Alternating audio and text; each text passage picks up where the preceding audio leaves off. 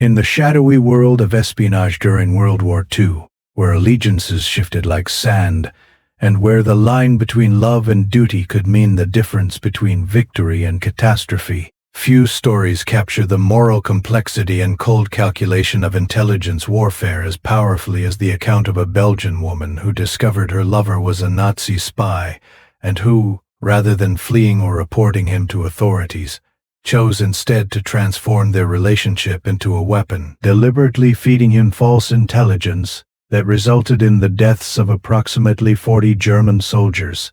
This story, if it occurred as described, represents espionage at its most intimate and most ruthless, a case where personal betrayal became the foundation for operational deception, where a woman's ability to maintain a relationship with someone she now knew to be her enemy allowed her to orchestrate a counterintelligence operation that turned the spy's own reports against his masters. The psychological demands of such an operation would have been extraordinary, requiring the woman to continue intimate relations with a man she knew had been deceiving her, to maintain the appearance of trust, while carefully crafting false information that would be believable enough to act upon but devastating in its consequences, and to accept that her actions would result in deaths for which she bore direct responsibility. However, I must be forthright about the historical documentation of this specific story.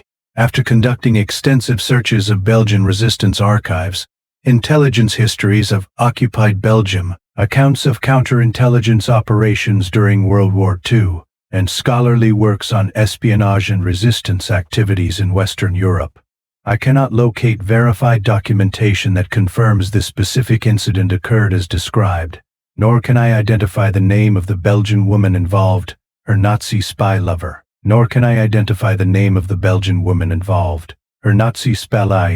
or the specific military operation in which 40 German soldiers were killed as a result of false intelligence.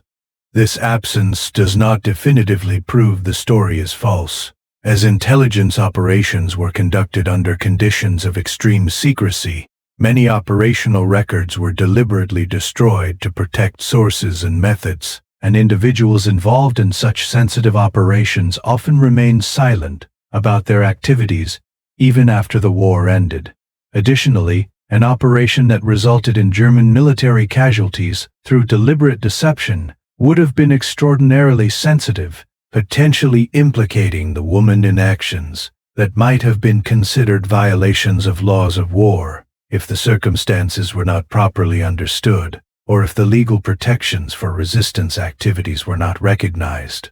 Nevertheless, the story deserves examination because it reflects documented patterns of intelligence and counterintelligence operations, raises important questions about the ethics and methods of espionage, and whether fully verified or not, has become part of the narrative of resistance and intelligence warfare during World War II. To understand how such an operation might have been conceived and executed, we must examine the intelligence environment in occupied Belgium, the nature of German intelligence operations, the phenomenon of double agents and deception operations, and the personal and operational dynamics that would have shaped such an extraordinary case. Belgium fell to German invasion in May 1940 after an 18-day campaign that overwhelmed Belgian military forces and resulted in German occupation of the entire country. The occupation that followed was administered by a German military government that imposed harsh control over Belgian society while attempting to exploit Belgian industrial capacity for the German war effort. The Belgian resistance that emerged in response to occupation included multiple organizations and networks conducting activities ranging from intelligence gathering and helping Allied airmen escape to armed resistance and sabotage operations. Belgian intelligence networks provided valuable information to British intelligence services throughout the war, reporting on German military movements, industrial production, coastal defenses, and other matters of strategic importance. German intelligence services operating in occupied Belgium included the Abwehr, the Military Intelligence Service of the Wehrmacht, and the Sicherheitsdienst, or SD, the intelligence service of the SS. These organizations recruited agents from various sources, including Belgian collaborators who supported German occupation for ideological or personal reasons, individuals who were blackmailed or coerced into cooperation, and professional intelligence operatives deployed from Germany. The recruitment of Belgian nationals as intelligence sources was a priority for German services, as local agents possessed language skills, cultural knowledge, and social connections that German officers lacked. A Belgian agent could move through occupied society with relative freedom, could cultivate relationships that provided access to resistance networks or sensitive information, and could operate without the suspicion that a German national would immediately arouse. The scenario described in the story, where a Belgian woman was involved in a romantic relationship with a man who was secretly working as a Nazi intelligence agent, reflects a common pattern in intelligence operations where personal relationships are exploited for intelligence purposes. Intelligence services have always recognized that romantic and sexual relationships provide opportunities for recruitment, for gathering information, and for placing agents in positions where they can access sensitive information or influence targets. The phenomenon of the honey trap, where an intelligence service uses romantic or sexual attraction to compromise targets or recruit sources, has been employed by intelligence services throughout history.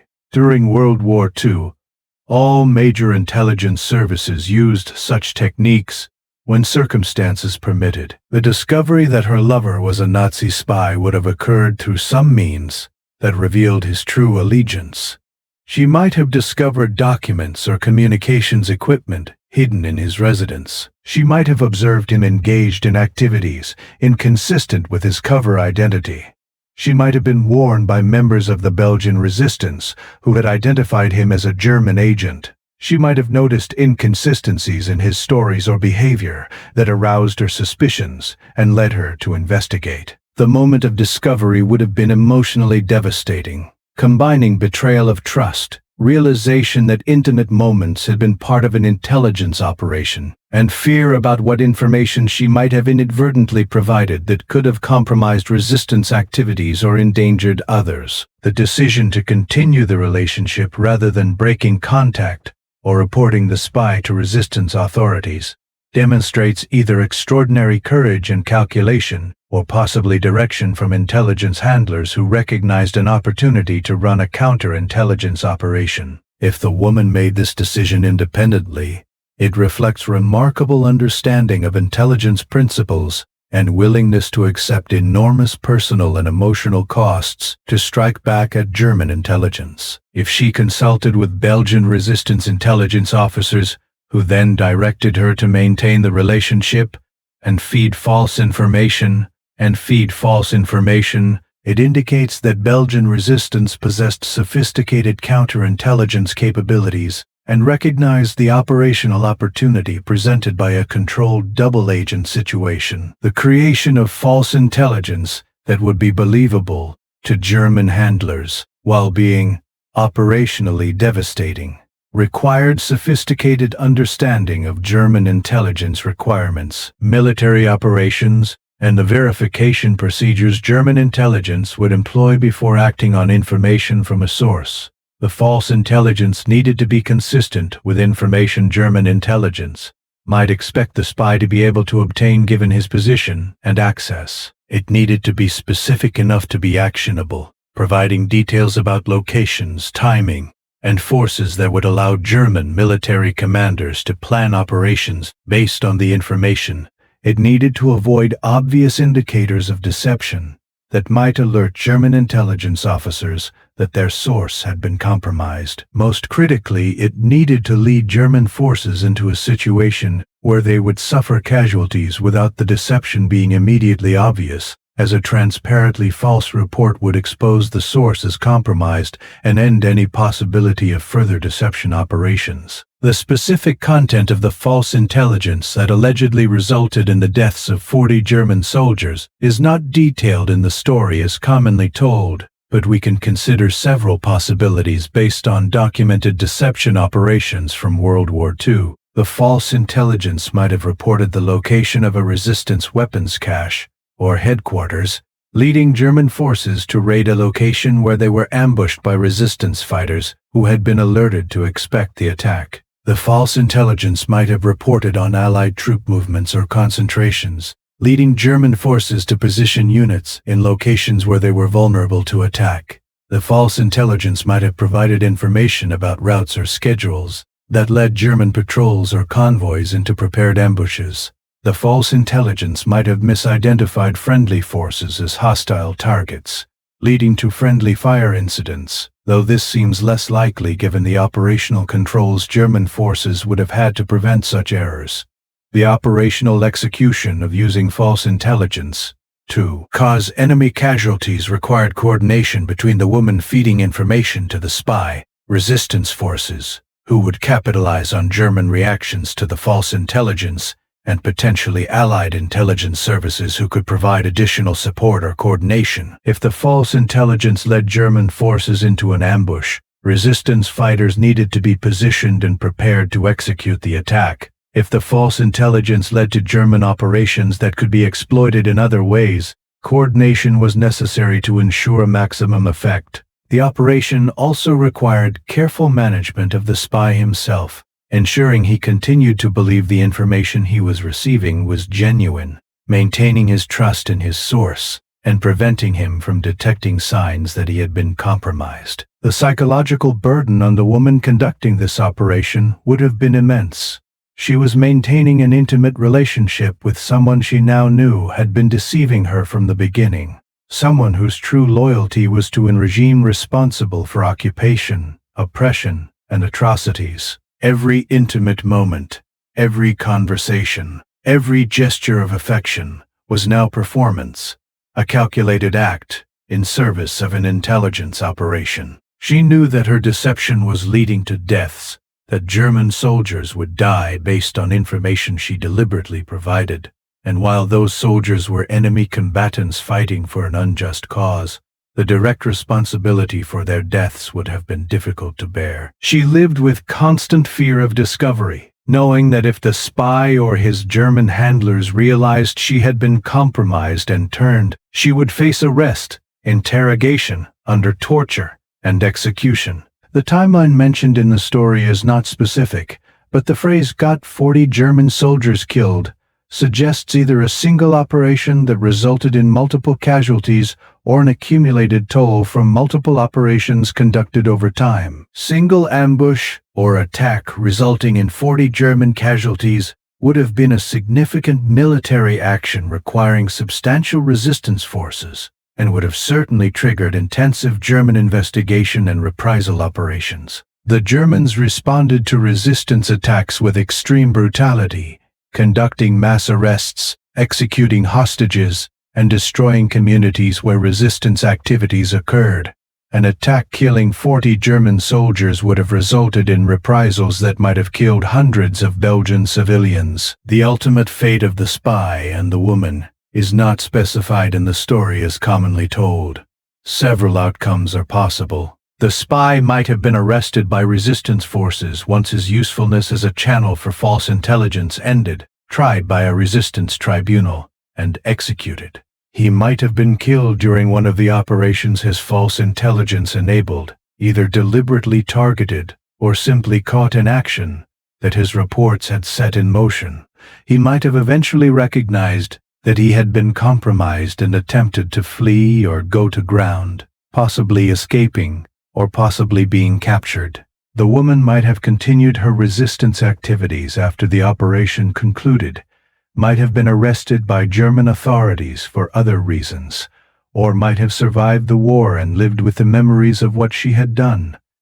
The moral dimensions of this operation deserve careful consideration. The deliberate deception of an intimate partner, even one who had himself been engaged in deception, raises questions about the ethics of personal relationships in intelligence operations. The use of false intelligence to cause enemy casualties is a legitimate tactic of war, employed by all sides during World War II through various deception operations. The British double-cross system, which turned German spies in Britain and used them to feed false intelligence to German intelligence services, represents the most famous example of such operations and contributed significantly to Allied success, particularly in deceiving the Germans about the location and timing of the D-Day invasion. However, the personal intimacy of the Belgian woman's operation, the direct relationship between her deception and specific deaths, creates ethical complexity that distinguishes it from more abstract or institutionalized deception operations. From the perspective of the Belgian resistance and Allied forces, the operation represented legitimate resistance activity against occupation forces. German soldiers occupying Belgium were enemy combatants engaged in enforcing an illegal occupation and supporting German war aims. Their deaths in combat or through operations resulting from intelligence deception were no different morally than their deaths in conventional combat. The woman's courage in turning her personal betrayal into an operational advantage demonstrated remarkable strength and commitment to resistance. From the German perspective and under occupation law, as they interpreted it, such activities were illegal, terrorism, or frank terror activity, warranting execution and collective punishment. The story, whether it occurred precisely as described or represents a narrative shaped through retelling, serves important functions in the collective memory of Belgian resistance. It demonstrates that resistance could come from unexpected sources and take unexpected forms. It emphasizes women's agency in resistance activities, countering narratives that focus primarily on male combatants. It illustrates the moral complexity of resistance and intelligence work, where personal relationships, trust, and intimacy became weapons in the struggle against occupation. It provides an example of successful counterintelligence operations that imposed real costs on German forces. It captures the psychological cost of resistance work, particularly work that required maintaining false relationships and directly causing deaths. Several documented cases from World War II involve romantic relationships being used for intelligence purposes, though none I can locate match the specific details of this story. There are documented cases of resistance members maintaining relationships with German personnel to gather intelligence. There are cases of double agents who were turned and used to provide false intelligence to their original handlers. There are cases of deception operations that led enemy forces into situations where they suffered casualties. These documented cases establish that operations of this general type did occur, though the specific Belgian case described remains unverified in accessible history sources. For anyone seeking to verify this story and identify the individuals involved, research would require access to Belgian resistance archives. In cases, German intelligence records that survived the war, Allied intelligence files that might document cooperation with Belgian resistance, post-war investigations of collaboration and resistance activities, and potentially interviews with survivors or their descendants. The researcher would need to determine approximately when these events allegedly occurred, as that would narrow the search to specific periods of the occupation. The researcher would need to consider the possibility that the story has been altered through retelling, or that it represents a combination of multiple separate incidents. I apologize that I cannot provide you with the specific name of the Belgian woman allegedly involved in this operation, her Nazi spy lover, or the details of the military operation in which German soldiers were killed. The absence of readily accessible documentation means either that the incident has not been formally recorded with identifying details in accessible archives, that operational records remain classified or were destroyed, that the story represents a simplified version of more complex events, or that it has been transmitted primarily through informal channels without being captured in historical records. What remains certain is that Belgian resistance to German occupation was real, widespread, and took many forms. Thousands of Belgian men and women participated in resistance activities, risking and often losing their lives to oppose occupation and support Allied victory. Women played crucial roles in resistance networks, often exploiting German assumptions that women posed less security threat than men. Intelligence operations were a vital component of resistance activity, providing Allied forces with information essential for military planning. Counterintelligence operations that turned German agents or fed false intelligence to German services contributed to Allied success. The courage required to conduct such operations, particularly those involving personal relationships and direct responsibility for causing deaths, deserves recognition as part of the legacy of resistance to Nazi occupation. The story, regardless of its precise historical accuracy, reminds us that resistance took forms both conventional and unconventional, that personal betrayal could become operational opportunity, and that the moral landscape of occupied Europe was complex and often demanded choices that would haunt those who made them long after the war ended. It honors the memory of those who fought back against occupation through whatever means were available, who turned their personal losses and betrayals into weapons against the oppressor, and who accepted the psychological and moral costs of resistance as the price of remaining human in a system designed to destroy humanity.